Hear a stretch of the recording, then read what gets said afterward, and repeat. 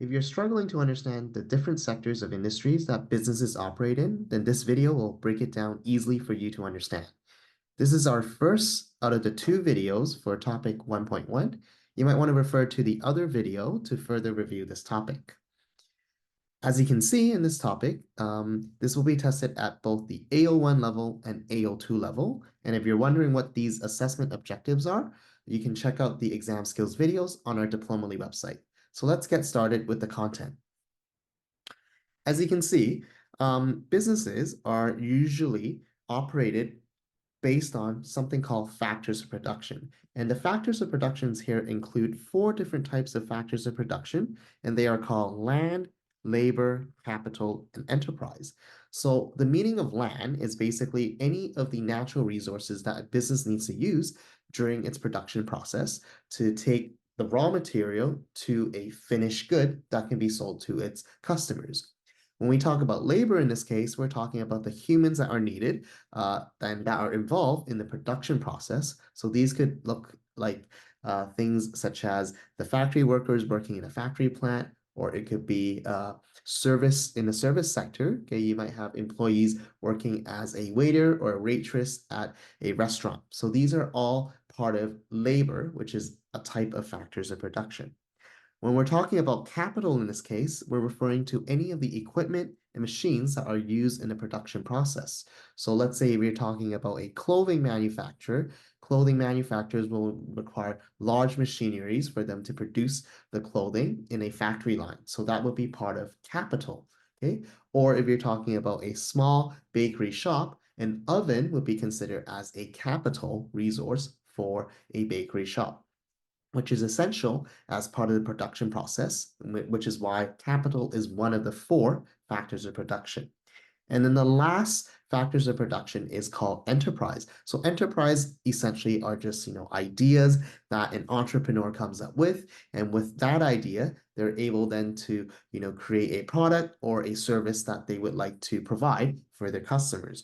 And enterprise also includes the skills that are needed to organize these factors of production in a profitable way. Okay, so the keyword here is profitable because at the end of the day, any business organization, okay, they would want to utilize all of these factors of production for them to produce a good or service that they commercialize, okay?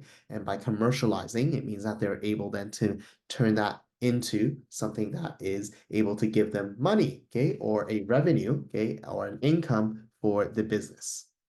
So as you can see, factors to help businesses to turn inputs to outputs usually goes through this process. Okay, so when it comes to inputs, we have physical resources, financial resources, human resources, and enterprise resources, which are all coming from these four factors of production.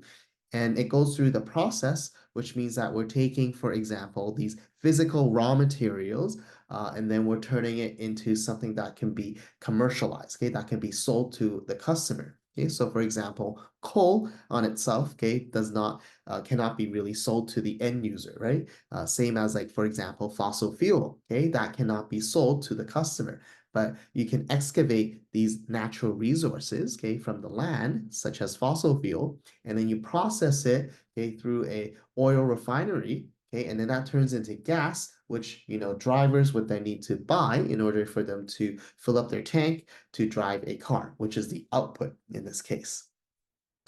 And how does this really look like in a real world? Okay, so as an example here, you can see we have a bakery example. So some of the inputs that bakeries could use could be, for example, figuring out the humans, the people that they need to assemble the pastries. It could be about, the types of ingredients that they need to buy in order to bake the pastries. So that could be things like, flour, eggs, sugar, dough. Okay, all of those are part of the ingredients, which is a type of factors of production, as we talked about in the previous slide.